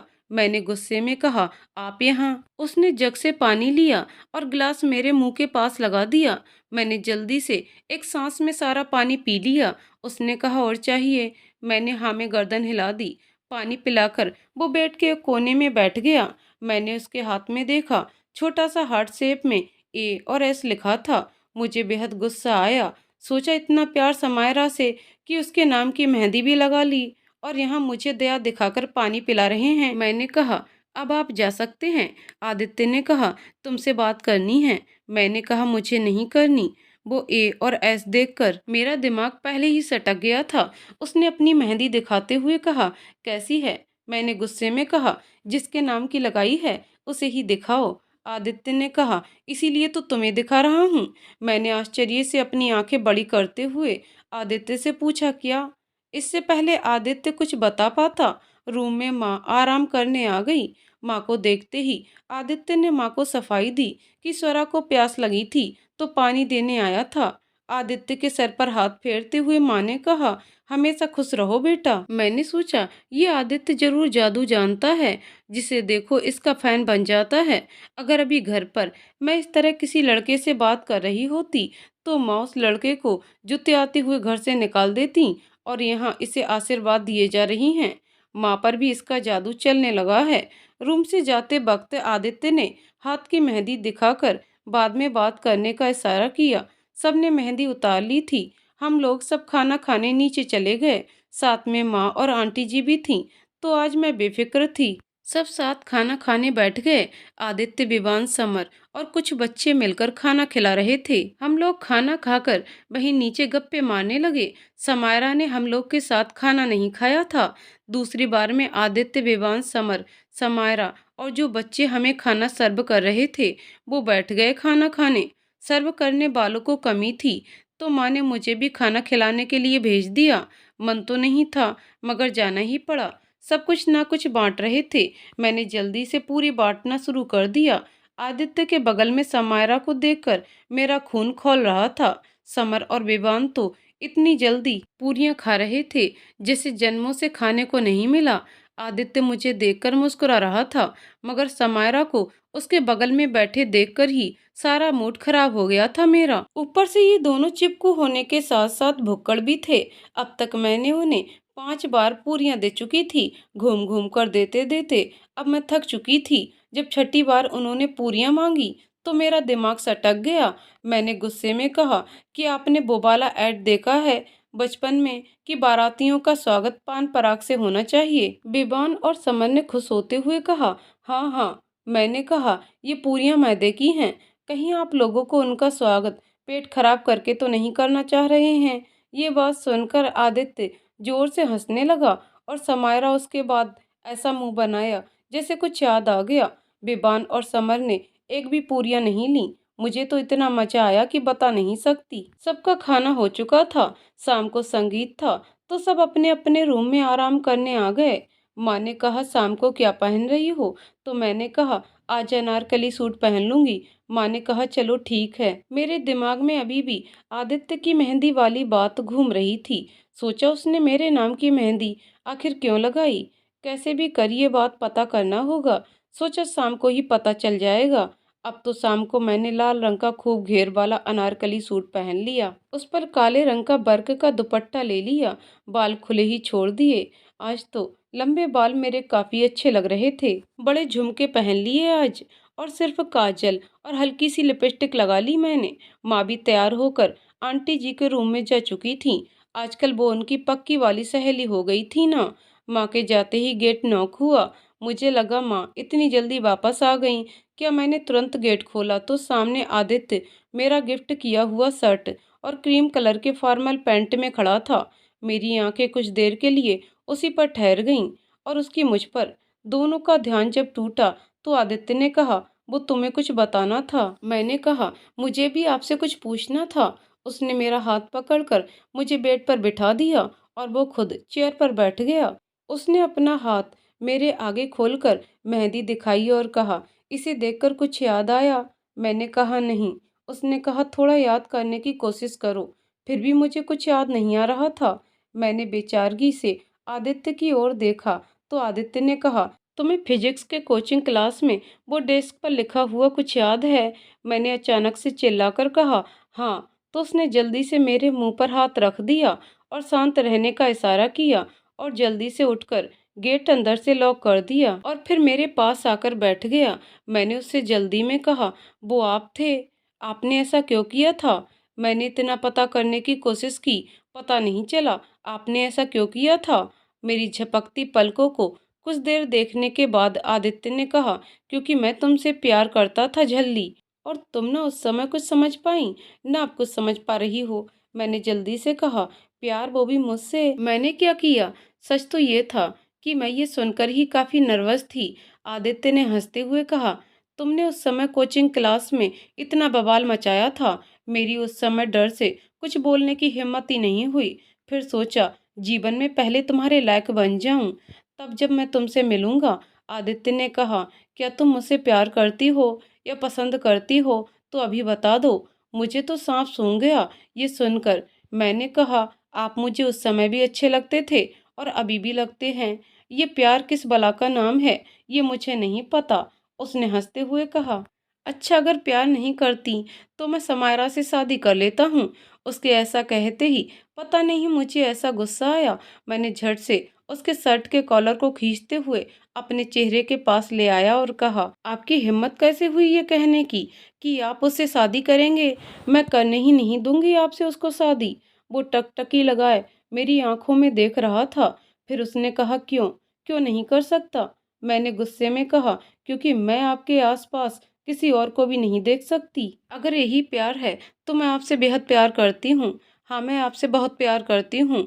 और मैं आदित्य के गले लग गई। उसने धीरे धीरे मेरे सर को सहलाया और कहा, अब पता चल गया प्यार किस बला का नाम है। मैंने शर्म से सिर नीचे झुका लिया, मगर मैंने आदित्य को कहा, मगर मैं बिना माँ पापा की मर्जी के बिना कुछ नहीं कर सकती। वो मुझसे बहुत प्यार करते हैं, उनका भरोसा नहीं तोड़ सकती मैं। आदित्य ने हंसते हुए कहा, मैं तुम्हें अच्छे से जानता हूँ बाबू। तुम्हें क्या लगता है मैं जो बिना रोक टोक इस रूम में आता जाता हूँ, ये इतना आसान है क्या? मैंने आश्चर्य से आदित्य की ओर देखा। तब आदित्य ने कहा, मेरे मम्मी पापा ने तुम्हारा हाथ माँ पापा से मांग लिया है और दोनों ये रिश्ते के लिए तैयार हैं। वो तो मैंने तुम्हें बताने को मना किया था। अब मुझे अरेंज मैरिज तो करनी नहीं थी। अपने होने वाले बच्चों को सुनाने के लिए अपनी लव स्टोरी तो होनी चाहिए था ना। ये बोलकर उसने मेरे गाल खींच दिए। मैं बस तुम्हारे मुंह से अपने प्यार का इजहार सुनना चाहता था। मैंने कहा, इसलिए आजकल माँ आपकी मम्मी के कमरे में ज़्यादा और यहाँ कम रहती हैं। आदित्य ने कहा, मैंने यहाँ पहुँचते ही माँ को सब कुछ बता दिया था कि मैं तुमसे शादी करना चाहता हूँ। माँ तो पहले ही तुम्हें मेरे लिए पसंद कर चुकी थी। मैं तुम्हारे माँ पिताजी को तो मैं उस दिन स्टेशन पर ही पसंद आ गया था। मैंने कहा, सबसे मिलकर खिचड़ी पका ली और मुझे पता भी नहीं चला। आदित्य ने कहा, तुम तो हो ही बुद्धू। मैंने बच्चे सा मुंह बना लिया तो आदित्य ने मेरे दोनों गालों को खींचते हुए कहा, सो क्यूट। क्यूट मेरी आंखें शर्म से नीचे झुक गईं। आदित्य ने कहा, अब इतना भी मत शर्माओ कि मुझे भी शर्म आने लग जाए। अब जल्दी से बताओ, शादी करनी है कि नहीं? मैंने जल्दी में कहा, करनी है ना। आदित्य ने मेरी ओर हंसते हुए देखकर मुझे गले लगा लिया और कहा, इस दिन का बहुत इंतजार किया। कुछ देर बाद आदित्य ने कहा, मैं मम्मी को बता देता हूँ और शादी की डेट जल्दी निकालने को बोल दूंगा। आदित्य ने कहा, अब बहुत देर हो चुकी है, मैं निकलता हूँ। माँ आकर पूछे तब तुम अपना जवाब बता देना। मैंने कहा, इतनी जल्दी? तो आदित्य ने कहा, क्योंकि विवान भैया की मम्मी यानी मामी जी भी तुम्हारा हाथ विवान भैया के लिए मांगने वाली हैं।